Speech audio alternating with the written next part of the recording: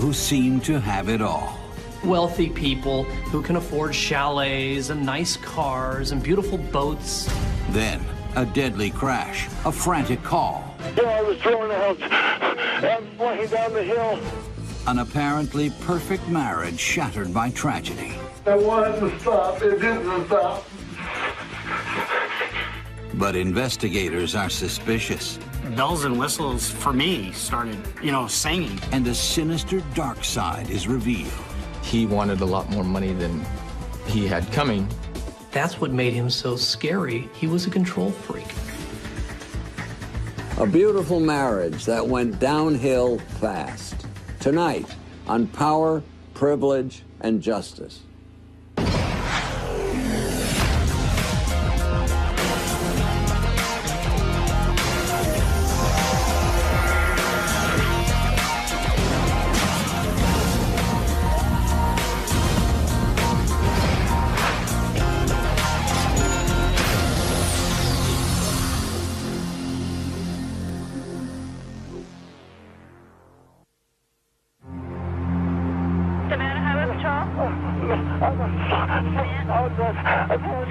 Sir, calm down. Where are you? The Reno headquarters of the Nevada Highway Patrol, just past midnight, June 1st, 1998.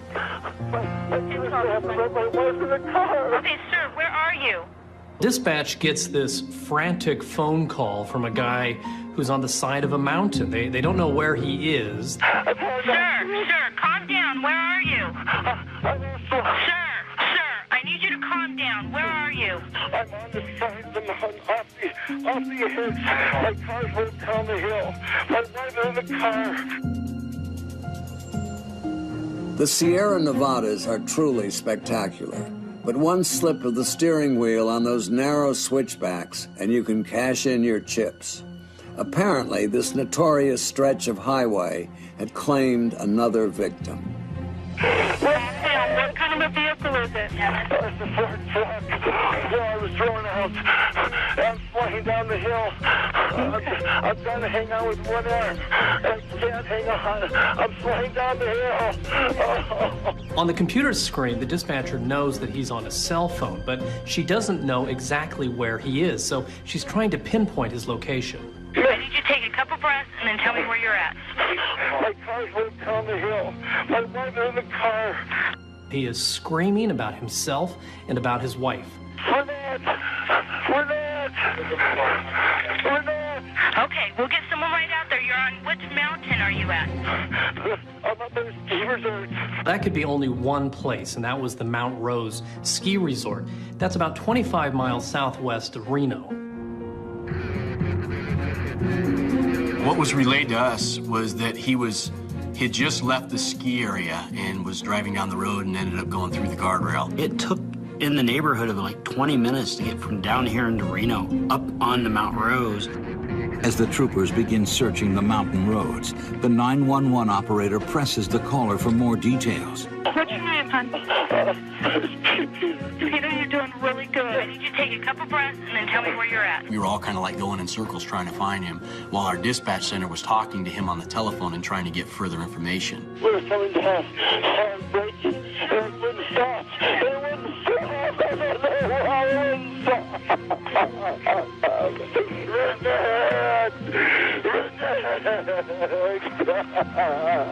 As we're going up the mountain, we're asking dispatch if he can hear our sirens because we don't know where he's at. What I want you to do is I want you to listen for the sirens. Yes, ma'am. And we're going to have a bunch of lights, and I need you to tell me when they get close to you so we can find you. Yes, ma'am. As we made our way up, we got to an area that basically overlooks the valley, and Trooper McClellan was a couple seconds ahead of me.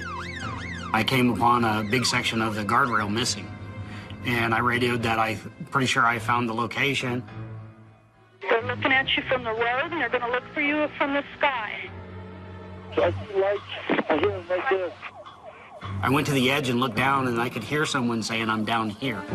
And then I went down to his location. I believe it was right around 80 plus feet where he was located, where I found him, and he was laying face down. He was laying with his head on his phone, talking on his phone when I got there. Within minutes, Trooper Schilling arrives on the scene. And one of the things that struck me as odd was there was a ball cap laying pretty much right in the gap area. And it said incline on it. And I didn't really pay too much attention to it at first, but I traveled pretty much right over the top of it.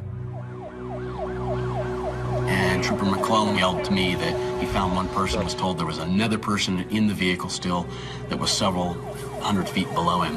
And I began my trek down the hillside to him. Hey, where's the guy with the hill? He's still in the car. All right. You're going to hang up. Okay. I'm hanging up. Go ahead, Pete. Go ahead. We did have a helicopter, which is called our Flight for Life helicopter, en route because of the seriousness of the accident. We also had other emergency people that were on their way up. As they wait for help, they try to assess Peter's injuries. He basically stated that his back was hurt and his legs were hurt and that he couldn't move his legs. I didn't see any bleeding. He wasn't bleeding from the face or arms or legs, or it didn't appear legs were contorted in at an odd angle. He had some dirt on him, but it was pretty much isolated to the back of his pants, his rear end, and his leg area. His hair wasn't really out of place. Rescue workers and police backup arrive on the road above.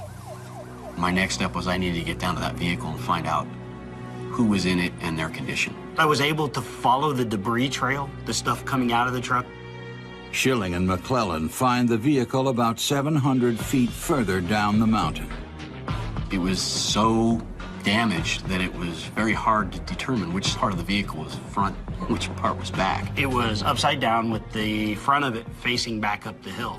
I ended up prying the door open and you could see the passenger in there, and not moving or anything. I pulled the female out of the vehicle to where I could get a good pulse. I got nothing in the arm. I went to the carotid, and there was no pulse. The victim is Rinette Riella Bergna, and the survivor is her husband, Peter. They're from Incline Village, an affluent enclave on the shores of Lake Tahoe, just a few miles away. Trooper Schilling went back up to begin coordinating everything to get the body removed and get the truck removed. Peter Bergna is flown to a nearby hospital. As his wife's body is removed from the wreckage, the investigation into the cause of the tragic accident begins. What a way to go. Strapped inside a pickup, plunging 800 feet down in pitch darkness, it's the stuff of nightmares. But when the sun rose the next day, new light would be shed on this terrible accident. And believe me, not everything was as it appeared. This accident happened on a little lip on the side of an 8,200-foot mountain. It's like standing on the rim of the world.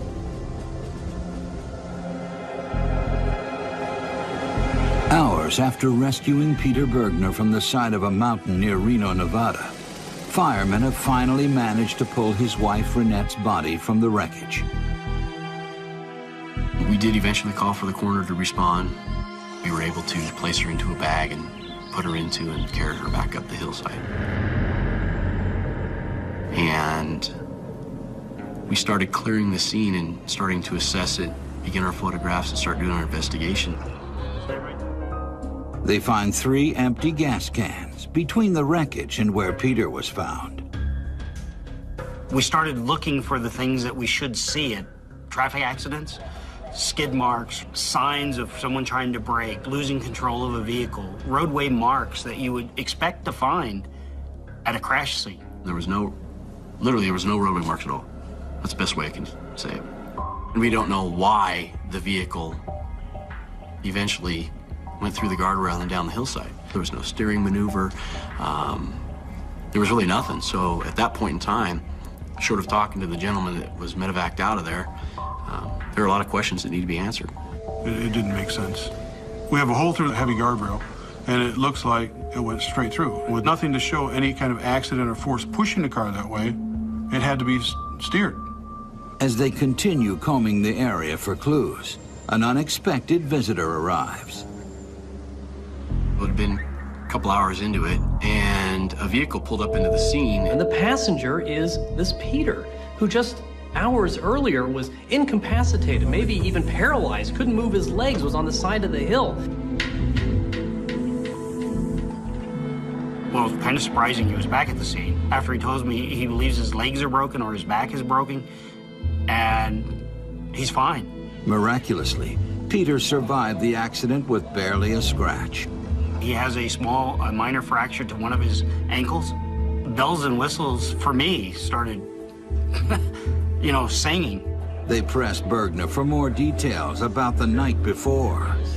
I want to talk to him about why he was up there and the circumstances surrounding the vehicle going through the guardrail. He states he's coming down the road and he's trying to push the brakes, but the brakes weren't working. At that point, Schilling asked the question that everybody has on their mind.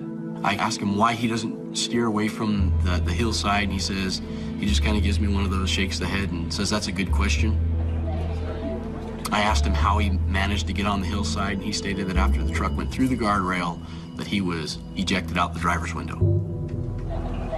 As investigators search for more clues, Peter hovers over them, watching their every move. He asked me if I found his purse. And I said, oh, like a fanny pack? And he said, yeah, did you find my purse in the car? And I sat there for a second and I went, I don't think we found that yet. And one of the reasons why I was a little bit thrown back on that is there was no question about his wife or anything at all about the condition of his wife. She was less than 10 feet from the car on the side of the road. In the body bag, just laying there waiting to be taken to the coroner's office. No motion, no nothing. Didn't appear to be any more than just somebody, a casual observer. It just didn't make me feel right. I wouldn't necessarily say that I arose to a conclusion, but I would definitely say that the hairs on the back of my neck were starting to stand up and that there needed to be some further follow-up investigation and questioning. Either the altitude was getting to Peter Bergna, or something was very wrong with this picture. The investigators' search for the truth was about to take them on a path as twisted and treacherous as the Mount Rose Highway itself.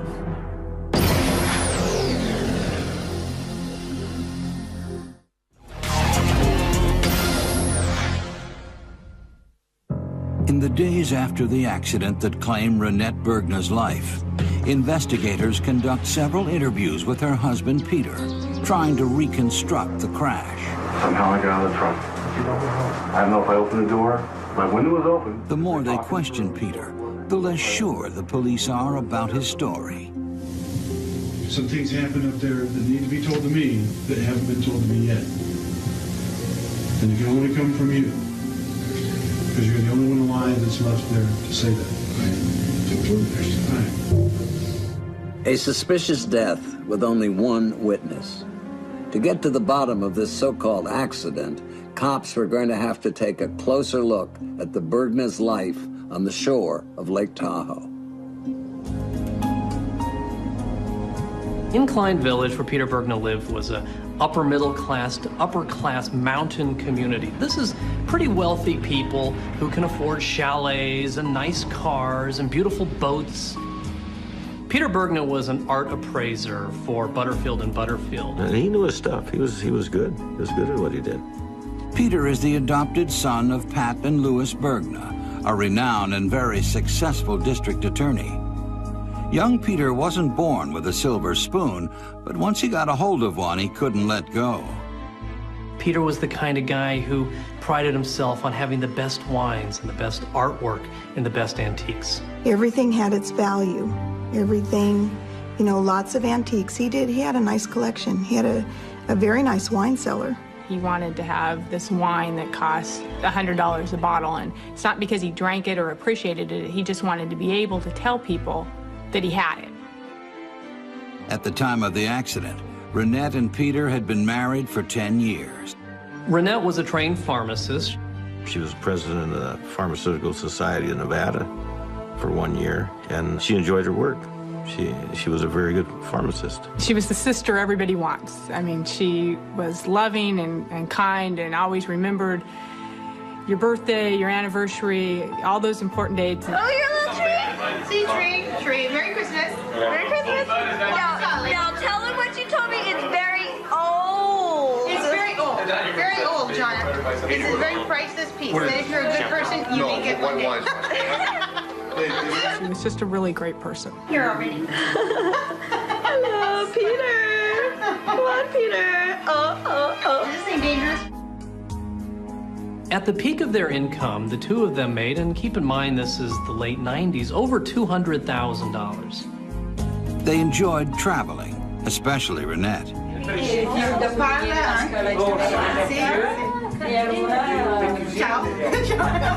The most exciting place for her to be is in an airport because she's either coming from somewhere or going somewhere. She loved to travel. She always did love to travel. What was interesting is that then she did make it into a job. She decided that she wanted to start doing some tour guide business. Rinette had a dramatic career switch. One day, and it was literally one day, she decided she didn't want to be a pharmacist anymore and wanted to be a tour guide. On the night she died, Rinette had just returned from a 6-week tour of Italy. Did you pick her up at the airport? Well, I met her at the gate. Went up to her and gave her a big hug and a kiss. Bergna's account of the conversation on the ride home raises even more concerns. One of the first things that Bergna says is how lonely he is because his wife is gone all the time and how unhappy he is with all of her travel. They come in and happy for your dog, but I'm home, I'm alone, and you don't have any kids. All he wants to talk about are the problems in his marriage and the irritants and the aggravations that he experienced with this woman. My wife is home with me. That's important to me in my life. He had a list of things he wanted to cover with his wife.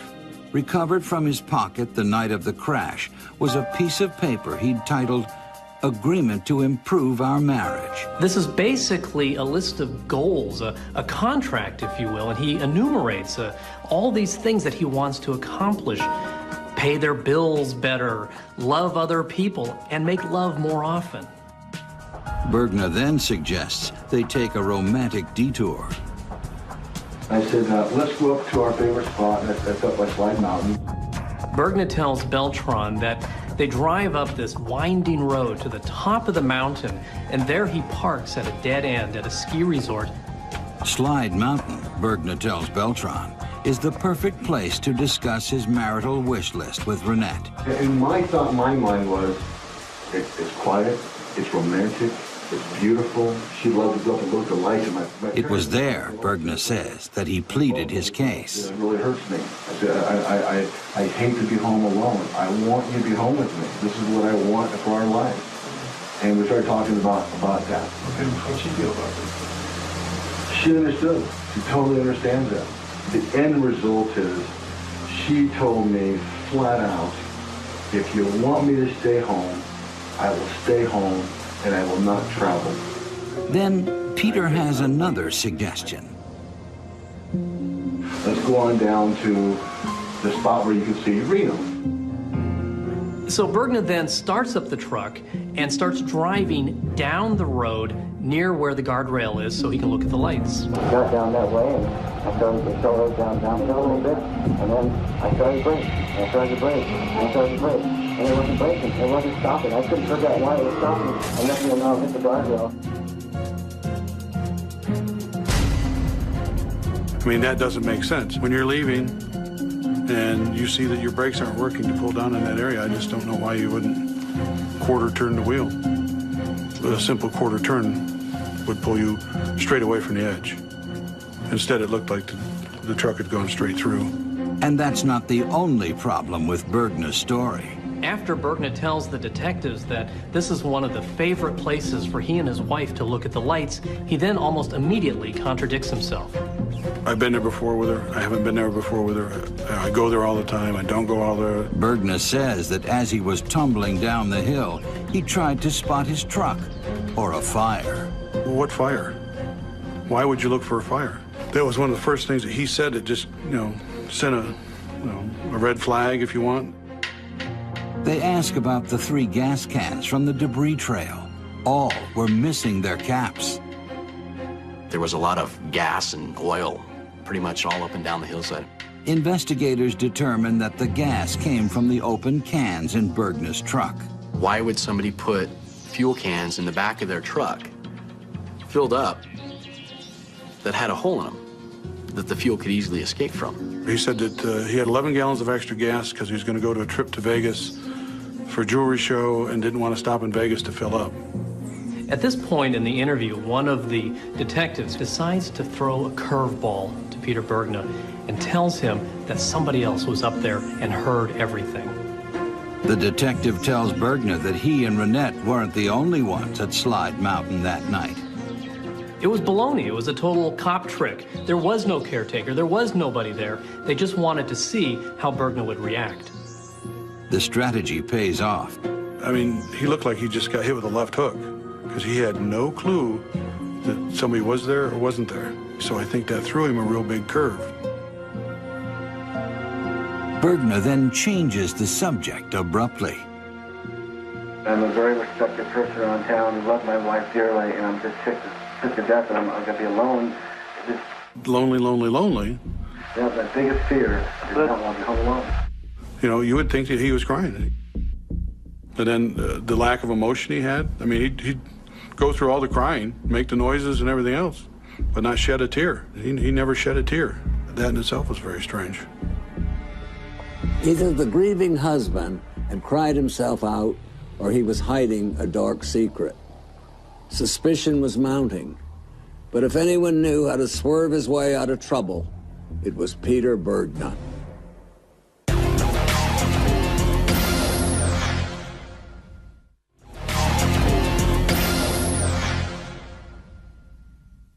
Several weeks after the death of Rinette Bergna, police are suspicious that whatever happened on Slide Mountain was no accident.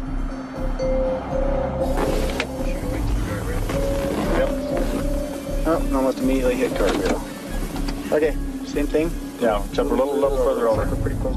Detectives take a closer look at the Bergna's marriage. What started to bug me more than anything was the fact that he, as time went on, he treated my sister worse in public. He didn't physically do anything to her, but he put her down, he belittled her. Peter may have considered himself the toast of Tahoe, but to his in-laws, he was a pretentious, name-dropping creep. One Christmas, he stormed away from the dinner table, cursing that Rinette had put the wrong cheese in the pasta. Clearly, this was not a marriage made in heaven. I had the sense that she wasn't happy living there with her husband. And I'd also heard an increasing frequency of arguments between Rinette and Peter. One day, she saw Rinette walking out of the house and Peter with a snowblower blowing snow all over his wife. Peter just pulled the snowblower right up beside her and blasted her with the stream of snow on her face and all over her body. He was just attacking her with the snowblower. Rinette was always making excuses for him. But my sister wasn't going to, for lack of a better way to put it, admit defeat in the marriage. Rinette's solution was to quit her job as a pharmacist and become a full-time travel guide. She was looking for a way to be gone for part of the year. I think the traveling gave her a reprieve from the troubles that they were having.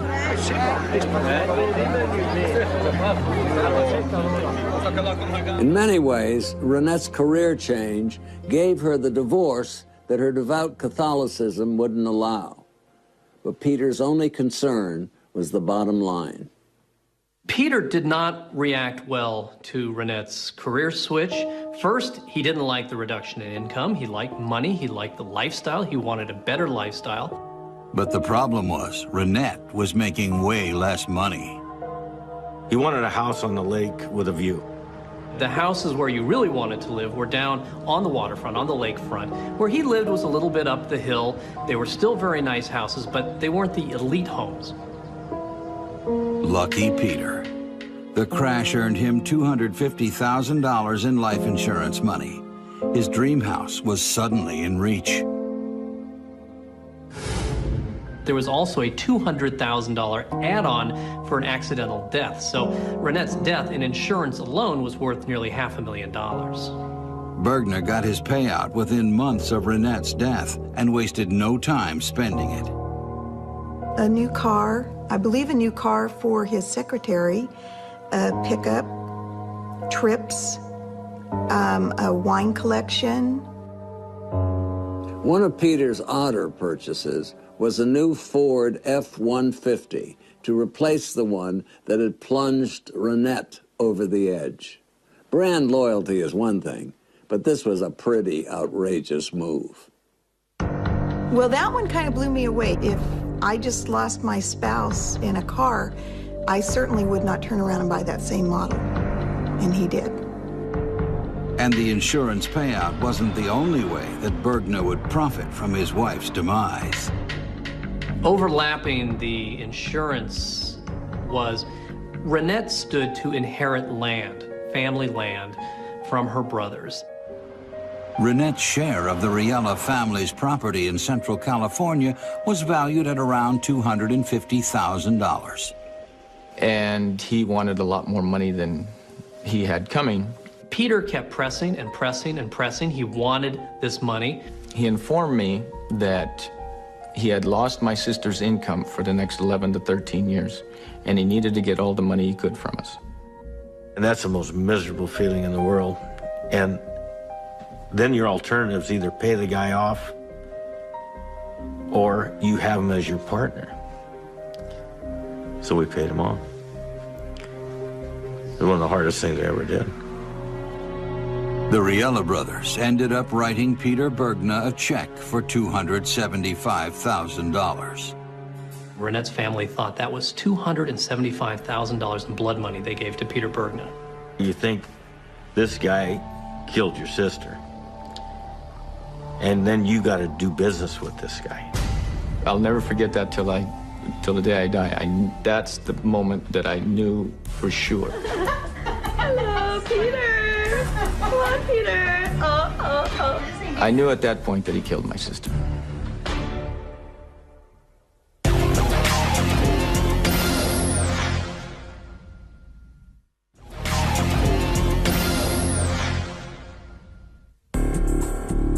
In late 1998, almost 5 months after the suspicious death of Rinette Bergna, her husband Peter is the prime suspect. The one-time bon vivant is now the pariah of Incline Village. People began to see Peter as somebody capable of killing his own wife and trying to cover it up.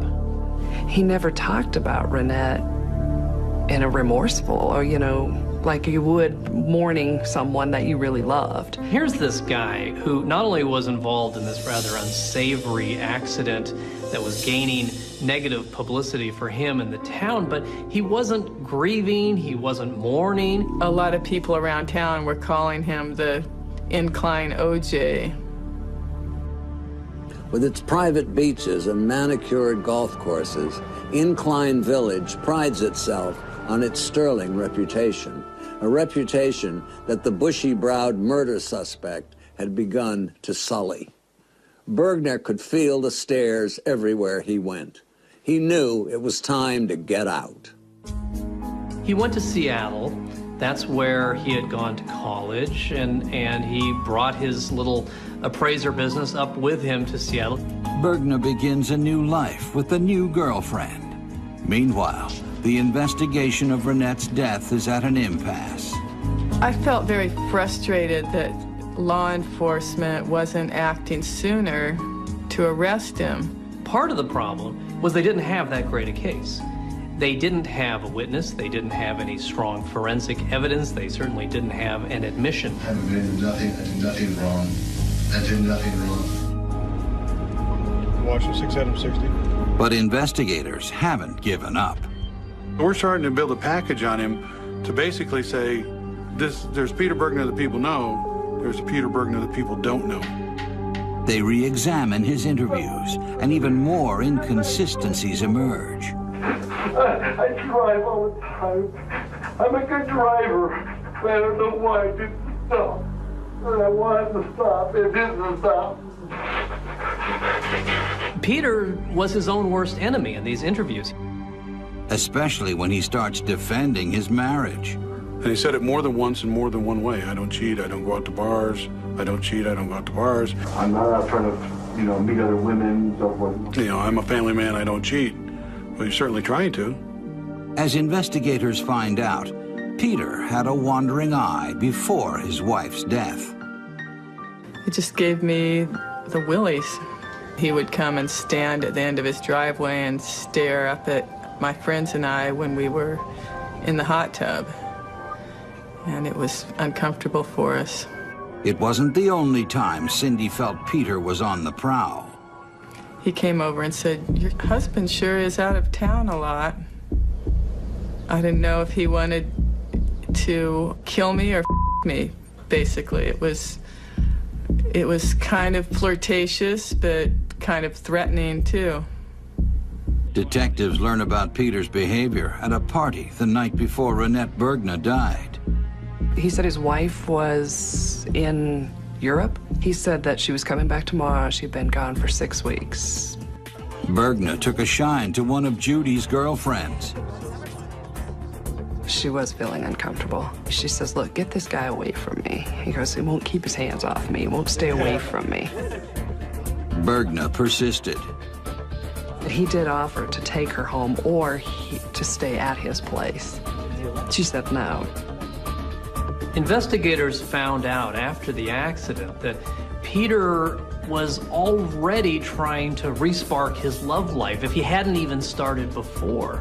And he was hitting on these blonde banker women who he ran into in his work. He was bringing women over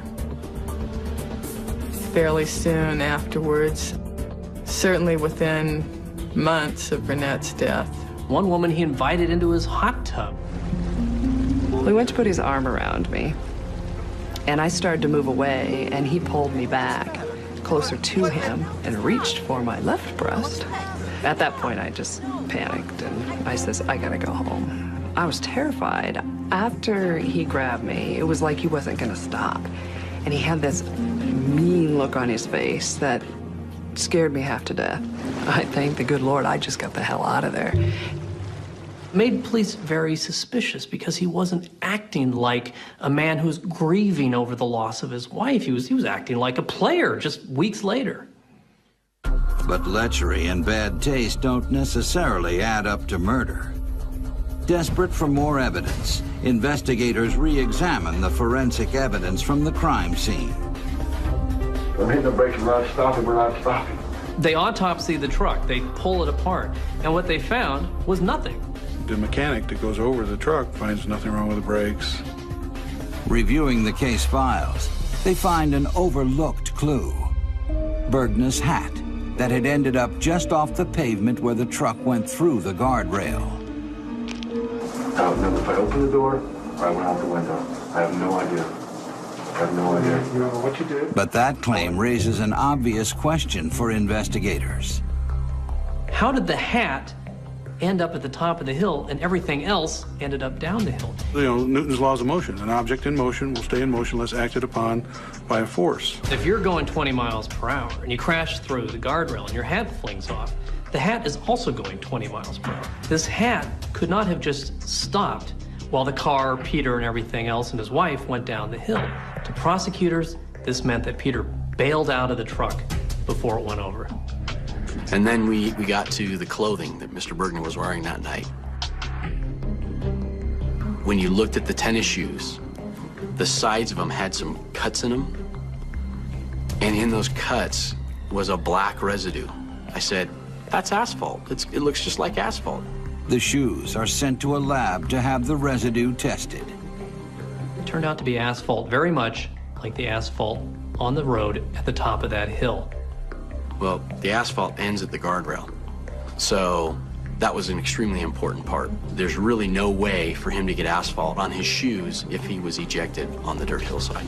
Police figured that he bailed out of the truck, scuffed it on the pavement, hurt his foot, and the truck went on down the hill without him.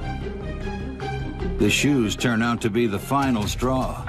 Prosecutors now felt they had enough evidence to nail Peter Bergna. It was sort of two pillars. Peter's statement, full of arrogance, patronizing statements, implausible explanations, and all this circumstantial evidence. The two of them made for a powerful case. In 2000, more than 2 years since the fatal crash, prosecutors charged Peter Bergna with the murder of his wife, Rinette. I said, "Hi, Mr. Bergna, do you remember me?" And he said, "Yes, I do." And he goes, "I know what you're here for." And we placed him under arrest. In May 2002, 4 years after the crash, Peter Bergna faces the music in a Reno, Nevada courtroom. The state has assembled a mountain of evidence against the defendant, but all of it is circumstantial. I woke up, I looked for a fire. He looked for a fire because that was what he was hoping would happen, folks. He was hoping these open, leaking gas cans would have exploded and ignited that car. Though Peter isn't expected to take the stand, the prosecution uses his own words against him. I was thrown out and flying down the hill. He never took the stand, but he was very much in that courtroom from the 911 tape. Stay with me. Peter's words sunk him. Peter was his own worst witness. I'm trying to hang on with one arm. I can't hang on. I'm flying down the hill. You're what? It's pitch black up there. There isn't any lights at all. You're sliding down a cliff. You can't see where you're headed, and you're going to pull a phone out of your pocket while you're sliding, trying to save your life? Just the fine motor skills you have to do to dial a phone. I don't care if it's 911. You still have to, while you're falling, tripping, turning, do that. How did he hold on to his cell phone? It seemed impossible. It was a joke. Stay with me. Take deep breaths. Prosecutors contend that Bergna's 911 call was a well-staged performance. Sir, calm down. Where are you? Sir, I need you to calm down. Where are you? I'm on the side of the mountain, off the edge. He was stalling as long as he could to make sure she died. Sir, we need to get someone out to help you. You need to tell me where you're at. He had him going for 15, 20 minutes trying to find him. He knew where he was. He knew exactly where he was. He lives there. I need you to take a couple breaths and then tell me where you're at. My car's went down the hill. My wife is in the car. You wouldn't do that to an animal, and he did it to my sister. It's not a pleasant thing to think about. To a lot of people following the case, Peter Bergna was guilty as sin. But with his sorrowful expression and charcoal pinstripe suit, he tried to cut a respectable and sympathetic figure. All he needed was for one juror to buy the act. I think the defense's biggest problem was that they put on as big a defense as they did. They tried to explain in detail this car crash. The defense spends thousands of dollars on 3D computer modeling, but to many in the gallery, it's just smoke and mirrors. It didn't make any sense. He literally would have had to dramatically turn right, speed up, crash through the guardrail, and then somehow fling himself or be flung from the car. When they brought up the three experts to reconstruct the alleged ejection of Peter Bergna from the car, it didn't make sense to anybody in the courtroom. No branches, no twigs, no leaves, and very, very little dirt that these people noticed on a person that supposedly got ejected out the window and rolled uncontrollably down the hillside. Prosecutors contend that every move Bergna made that night was carefully planned. He had every intention of picking his wife up at the airport that night, taking her up to the hillside, and staging that event to look like an accident and killing his wife. They argue that Bergna jumped out of his truck as it sped towards the guardrail, Rinette strapped inside. I hope that she was either asleep or passed out or knocked out or something, but I don't like to go there. To do something on top of what he did, you know, to think that he did something else, it's just too much. There's all kinds of things that could have happened up there. And there's only 2 people on that mountain, and one is dead. Only one knows. After 8 weeks of testimony and 2 days of deliberations, the jury is ready to deliver their verdict. We, the jury, in the above entitled matter, find the defendant, Peter Matthew Bergna, guilty of murder. And to describe it, it was like they talk about a weight lifted off your chest. It physically. Never felt like that in my life. That fall, Bergna is back in court for sentencing. Defendant Peter Matthew Bergna is hereby sentenced to a term of life with the possibility of parole, with eligibility for parole beginning when a minimum of 20 years has been served. I don't think he feels remorse. I think he's convinced himself he didn't do anything. Every situation you can think of about your sister, in the good times, bad times, any times, always ends with her death. It always ends with what happened there on June 1st. Every June 1st, I take flowers up to the area. I don't do that for anybody else. And so I think she deserves it. He was a control freak, and that's what made him so scary. That's what was behind all of this. Not love, not even anger, it was control. On the surface, he was just a nice guy. Hello, Peter. Your friend was the neighbor, would babysit your kids, but you get beneath that, there's a cold-blooded killer.